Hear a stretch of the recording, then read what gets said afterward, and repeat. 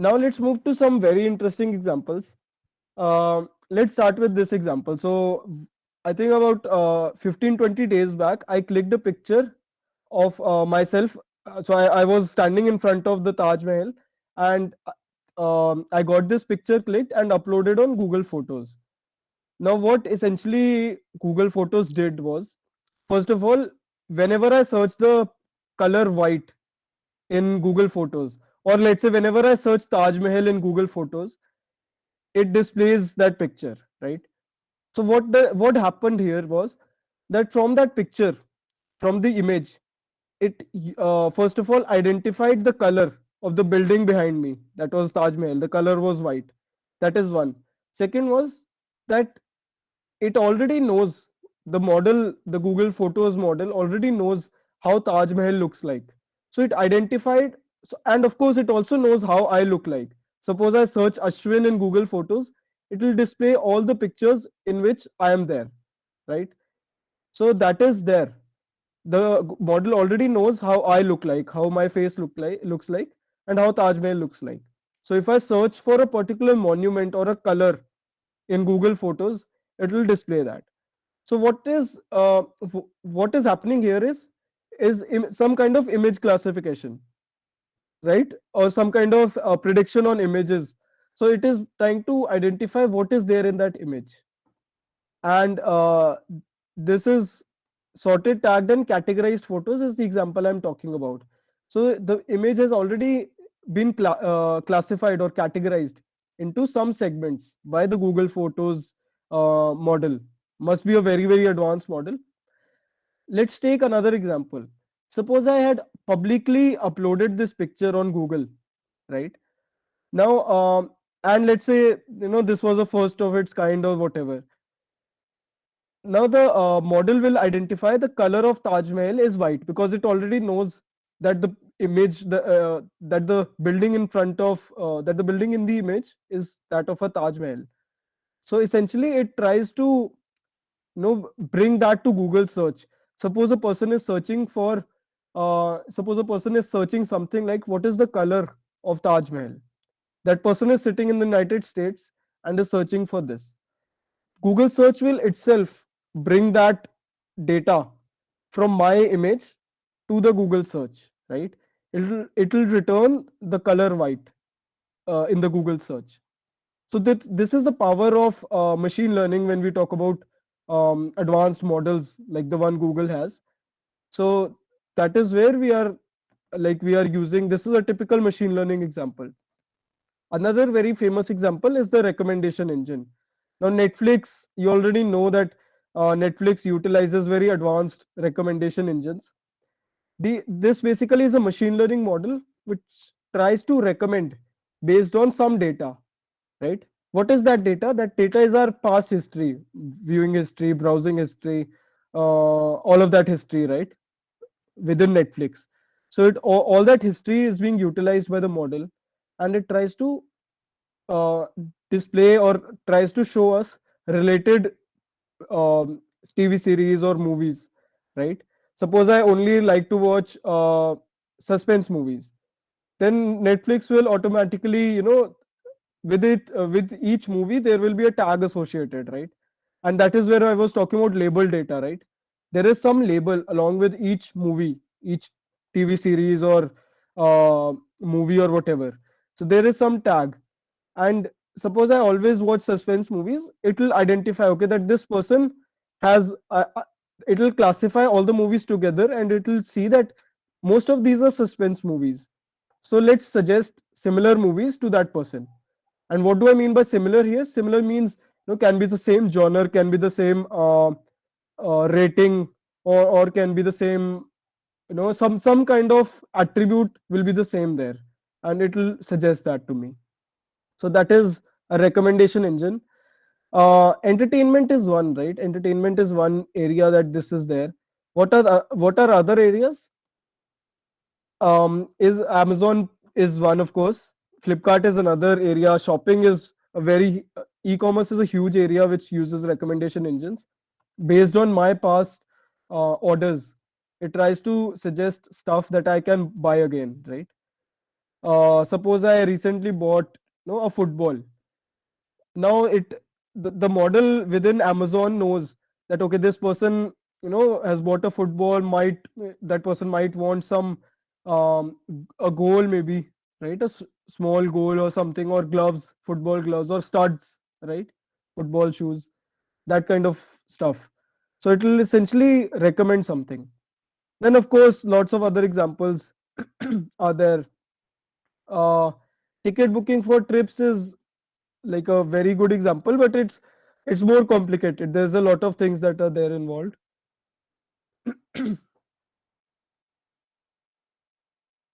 Right, I'll pause here for questions. Recording, yes, you can reach out to fincom@iitrpr.ac.in, and if there's anything, they'll help you with the recording and everything. um, so yes, supervised data supervised learning data is labeled. Yes, so supervised learning essentially means that the data is labeled. So I'm not able to understand what the question is here, but yeah, I'll move to supervised learning, then maybe your doubt will get cleared. Okay, so these are two famous examples. Then we do have another example. We know for a fact that Quora has a very good ranking algorithm. Even our Facebook or Instagram feeds, right? The ranking is very precise. Or even the Facebook content, the Facebook watch, the videos that we watch on Facebook or the reels on Instagram, all of that, all the data that we um, produce, right?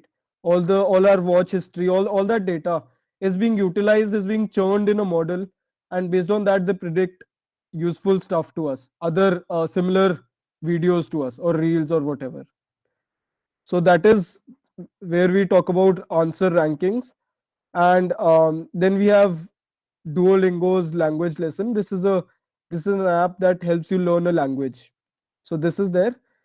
Another very interesting example is self-driving cars. So now there's a whole process involved here, right? Uh, okay, so let's take the example of Tesla. So before Tesla was built, essentially what people did was they built a model, and essentially, fed that model into a car, into a normal car, essentially, and they trained the car for a long period of time. What do I mean by training? It essentially means that the person was himself driving the car, right?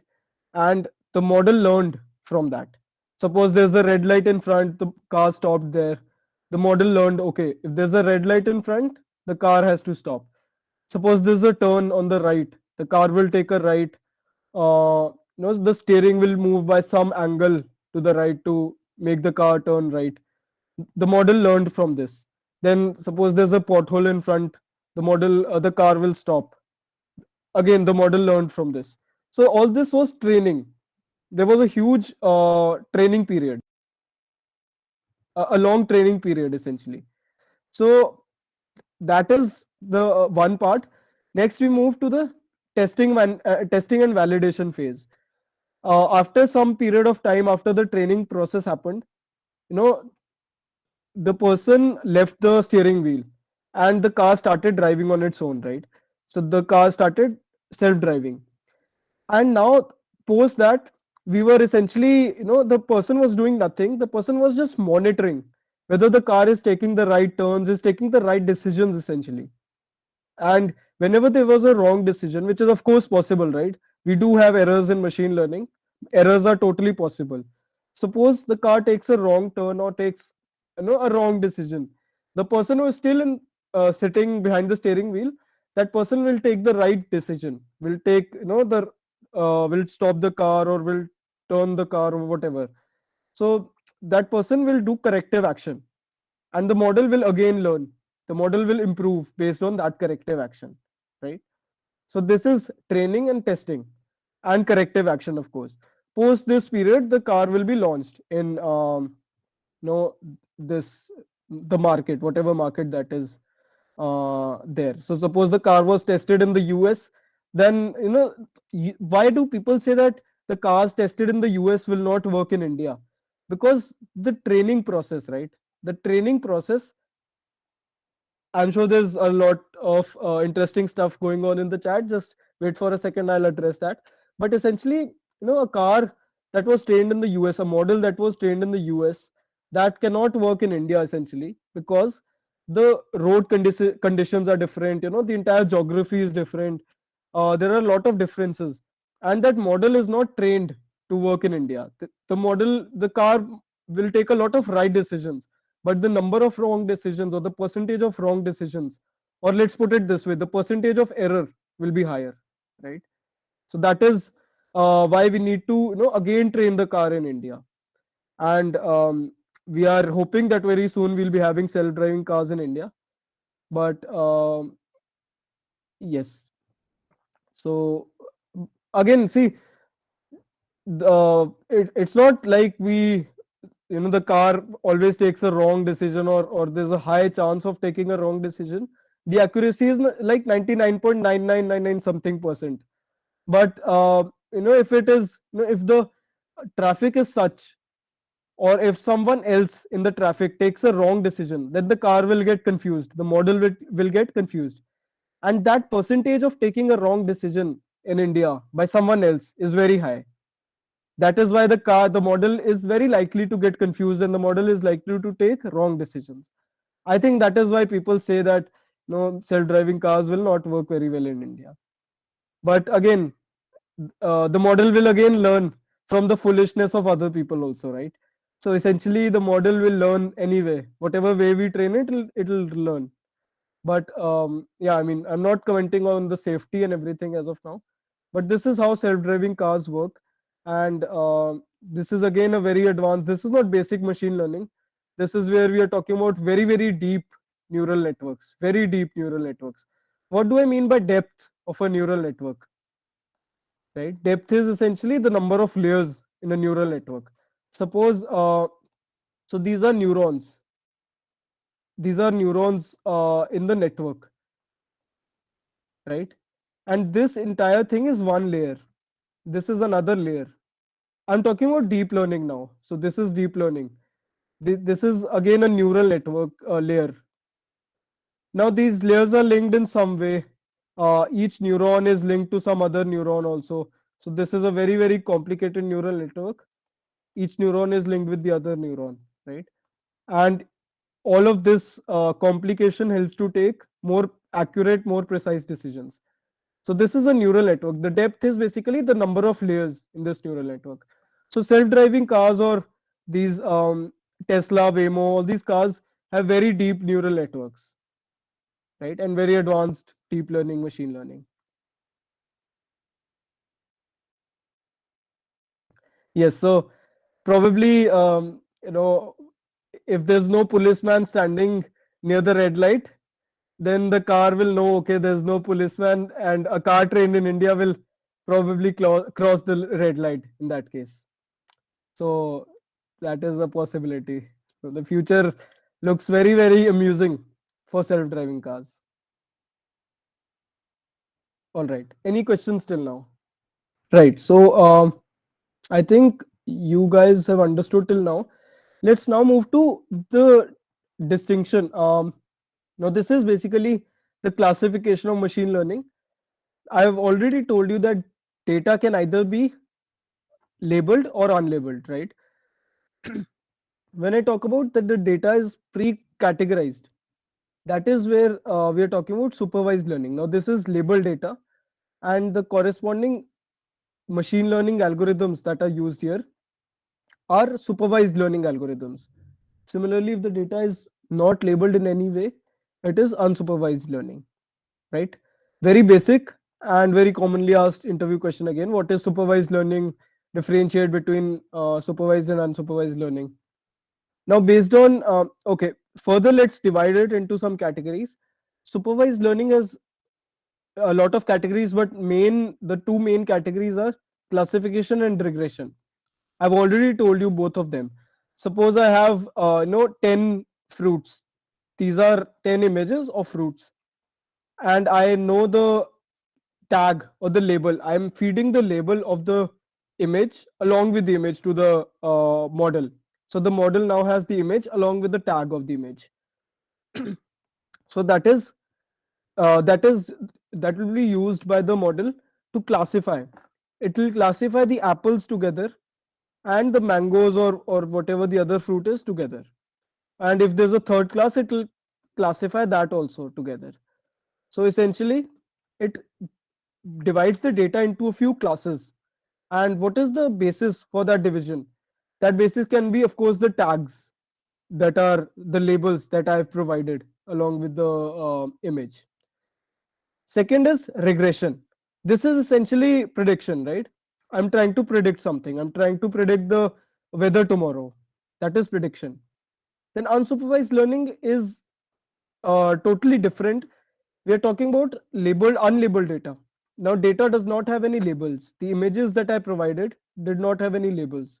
Or let's say I provided the student data, the marks of 100 students of my class, but I didn't tell them the name of each student, right? So that was unsupervised learning. And let's take the example of clustering here. Now, clustering is essentially one way to stack up similar items together.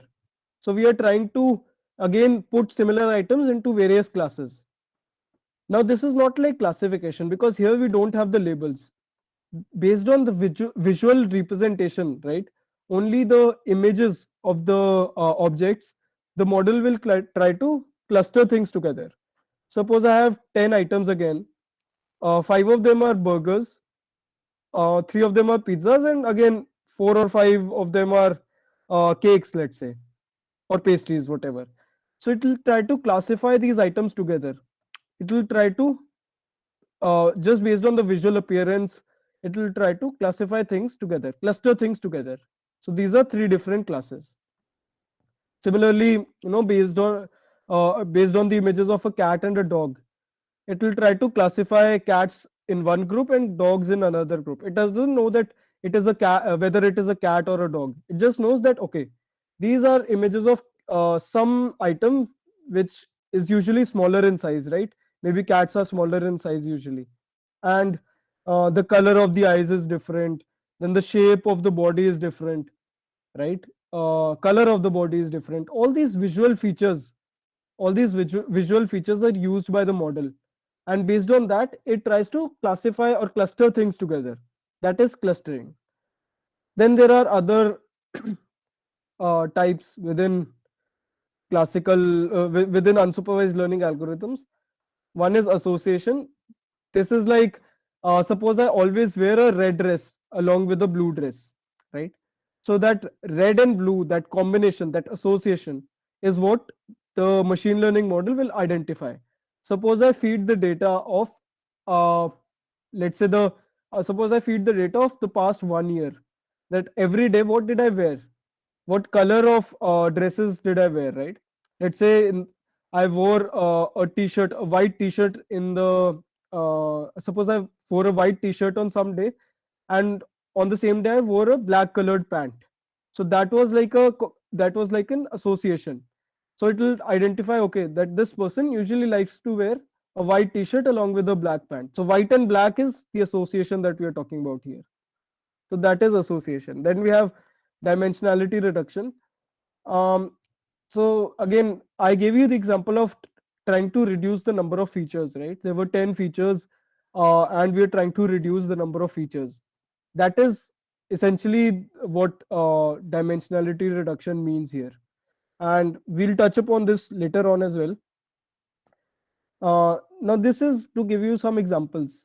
So, for example, in supervised learning, this is where you have the labels of the data along with it, along with the data. So that is one is prediction, and within this you have examples like advertising popularity prediction, weather forecasting, trying to predict the prices of stocks in the stock market, then estimating life expectancy, right?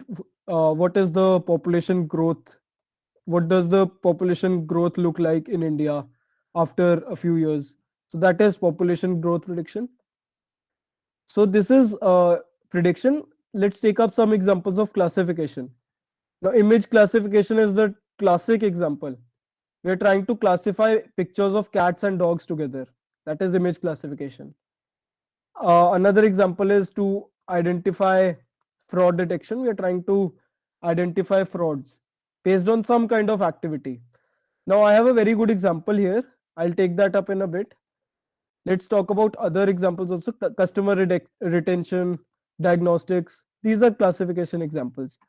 Then within unsupervised learning, we know that clustering is one. So okay, so dimensionality reduction is we don't need to go in the depth here. Just try to understand that we are trying to reduce the number of features, right? Let's say we have 10 columns in our data table. Instead of those 10 columns, we just want 5 or 6 columns, let's say. So we are trying to reduce the dimensions of the data in some way. That is dimensionality reduction. So unsupervised learning clustering, recommendation systems, right? We are trying to classify similar Netflix movies together. That is clustering. Targeted marketing, customer segmentation. Say, for example, we are trying to cluster similar customers together. Let's say, some customers spend a lot of money in the shop. So we'll try to classify to identify that what are the attributes, what are the common attributes. Suppose some of them always buy a certain item, then we'll be able to identify that through this clustering activity, right? We'll try to cluster similar things together. Then for dimensionality reduction, we have big data visualization, structure discovery, feature elicitation. These are some examples. Then there's another class of machine learning, which is reinforcement learning. Now, this is a bit more advanced. This is a bit more advanced. Some examples of this are game artificial intelligence, skill acquisition, robot navigation, real-time decisions. These are more advanced examples. Just give me a minute. Yes. So these are more advanced examples, and we need not go into the detail of these. So, say for example, we are trying to navigate, we are trying to build a model which helps to navigate robots. So, robots know when to take a right or when to stop. If there's a wall in front, they'll stop. And if there's low battery, then maybe take some action. So these are some examples of uh, what we feed in a neural network or in a reinforcement learning model. Then I think I've touched upon most of these things. Neural networks and deep learning. So deep learning is all about neural networks. Then we have ensembles also. Reinforcement learning is another class. Classical machine learning, I've already given you examples. So we don't need to go into the detail of neural nets here. So I think we'll not get a lot of time for a live example today. We'll take this up soon. Any questions till now?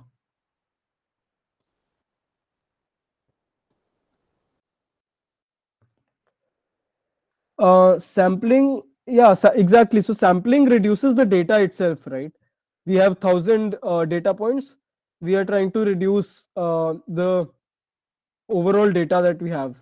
Trying to just take a sample out of that data. Let's say only 10, 15 data points out of 1,000 data points. So we are basically taking 15 rows out of 1,000 rows in an Excel sheet, let's say.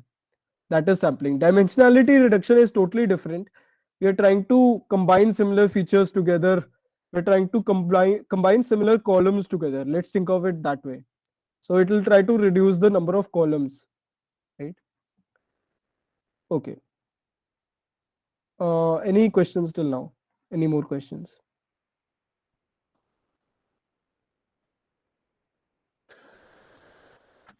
All right.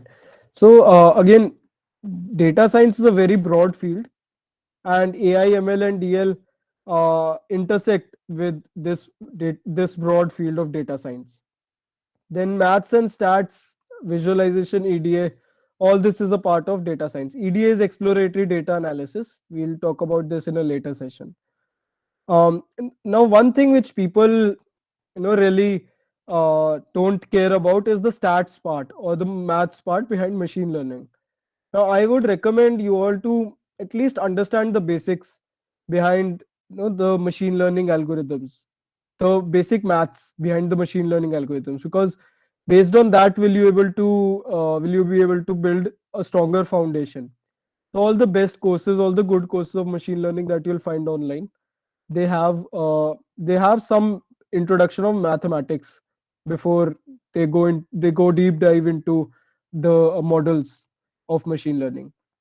So I would recommend you all to understand some maths behind the machine learning models, right? Okay, then I've already covered data science processes, and I've already told you that data engineers lie in the first part, usually in the first two parts. And of course, there's an intersection everywhere. Data scientists might end up doing only one of these activities or all of these activities. So that is there. Then data analysts usually clean the data and then explore the data. They fetch the data. They also collect the data sometimes, clean the data and do the EDA part. EDA is exploratory data analysis. Then finally, ML engineers build the model, deploy the model. That is there. Okay. Now this is an interesting slide. This is where essentially we are talking about first arranging the data. So this is unstructured format, right? What do we have here? We have the timestamp here, date, time. Then I think this is the platform. Then Windows, some platform, and all that data is there. This is unstructured data, right? And this is structured data. This is in a table format. Now x1, x2, xn, all these are features in the data, right? Like for example, this can be color of your eye, color of your eyes, and height of a person can be another feature. Then a third feature can be, let's say, no complexion of skin, and then this can be color of hair, something of that sort. So, other features can be related to physical appearance or so. This is a data set which is talking about people in general. So this is a data set which is trying to describe people. So this is an example, and this is a structured data set. After that, we put this data set in a machine learning model. After, of course, a lot of cleaning, manipulation, all of that, we put it in a supervised learning model. We'll get some feedback because this kind of learning model works on feedback. I've already told you about a model optimization process, right? There's some kind of optimization that is going on. Then this is the maths part. We are talking about rank, event vectors. This is linear algebra. You don't need to go into that, but essentially this is the task. All this is the task of a data analyst. And what is tagging? Tagging is like, say for example, I have a data set with 1,000 images. The analyst might, the analyst might himself or herself tag, put the labels along with the image. That can be one of the tasks that this analyst might do. So that is tagging.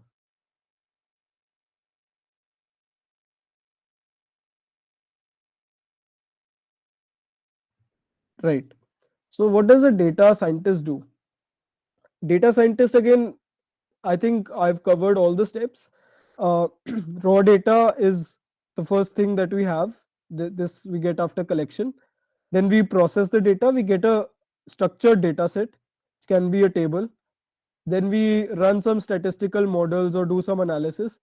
This is where we talk about the exploration part, EDA, exploration and data visualization, all of that.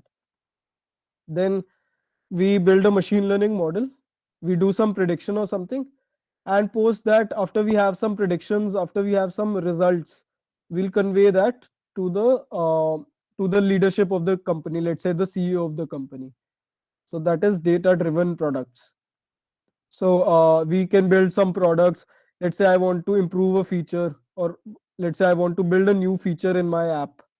So that can be that decision can be based on machine learning. Then after that we have reports, visualization, blogs. All of this are ways to convey whatever we've got through the exploration part of the through the exploration of the machine learning predictions.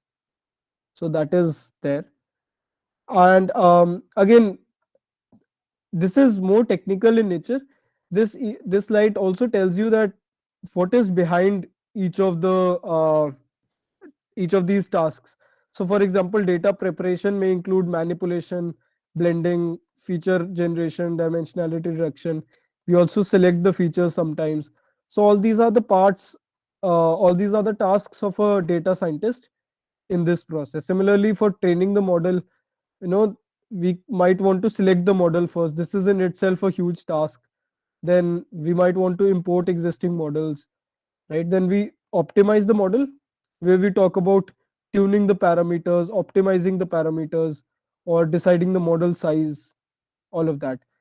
And finally, when we talk about evaluating the model, we try to find the error of the model, try to find the measures which help us to, we try to find the parameters which help us to measure the performance. So we decide the performance measures, then what is the accuracy, what is cross validation. So this is evaluation. Finally, when we've built a very good model, when we have a very robust model, we'll deploy it in the industry or in our company. So that is deployment. Now, a very common question which people ask me is the courses that they can take up for machine learning. Now, of course, I have at least one more session on machine learning, but just before that, let me tell you that college courses can be a good way to start. So usually, professors offer machine learning courses, and if your college does not have, maybe take up online courses. Of course, that is, we have a lot of very good online courses. There's a Stanford course on Coursera with Andrew Ng is the instructor. He's known as the father of machine learning, I think. And then there's the deep learning specialization also. This is again a very good course on Udemy. And then we have other companies like Coding Ninjas which are offering courses. Um, so the steps that we need to take here, right, are essentially, so I'll tell the steps here. So let's say the first one is learn the theory part, right? So let's learn the theory part through some online courses. So for this, you can probably take up courses in your college or online courses. After you know the theory part, do some projects. When we're talking about projects, this can be under some professor or online projects, live projects. There are good websites for these live projects also. Data Flare is one website. Then we have Analytics Vidya, right? These are good websites. Then you can also participate in Kaggle competitions. So that is there. Then we have, so after you've done the project, so basically what projects help you to do is they help you to uh, i- practically use your theory part. So to apply the theory that you've learned, these projects help you do that, and that will make your concepts clearer. And after that, you can look for internships or jobs or more projects or something, and you can polish your skills, learn more within that field. So, so essentially, first you need to learn the theory, then move to projects, then internships or jobs. Don't directly try to skip to jobs or something before you've done some project or something. So you need to apply your skills before you actually go to the industry. And no one will essentially accept someone, right, if the person doesn't have any skill or doesn't have any experience, applied experience on of a project or an internship. So that is the common practice that we see in the industry, right? Any questions till now? And I think this is all for today. We will cover in the next session. We'll start with more details within machine learning, and I think that will help you get started in this field. But if you want to get a very deep insight if you want to get a very deep understanding of machine learning, I think you can parallelly start an online course. And I've already, this slide already recommends some courses. You can click a picture of this. You can, I think, remove, uh, one second. Yeah, you can probably look at these courses here. These are, you can click a picture of this slide, and this can be helpful for you. Then extra things also you can do, like, before starting machine learning, you should have at least an understanding of one language. Say for example Python or MATLAB or R. At least learn one language, some basic of one language, so that you can at least start to code. So that is, I think Python is a good way to start that. Then also you can go ahead with data visualization, Tableau and Power BI. This will also, this we have another session, we'll cover this in another session, but this will help you at least get started in machine learning. Yes, I will provide this PPT on GC. Yeah, I think that is all from my end. If there's anything else you want me to answer, or anything else you want me to cover, please let me know. Otherwise, we'll meet in the next session. Thank you all for attending today, and wish you all the best.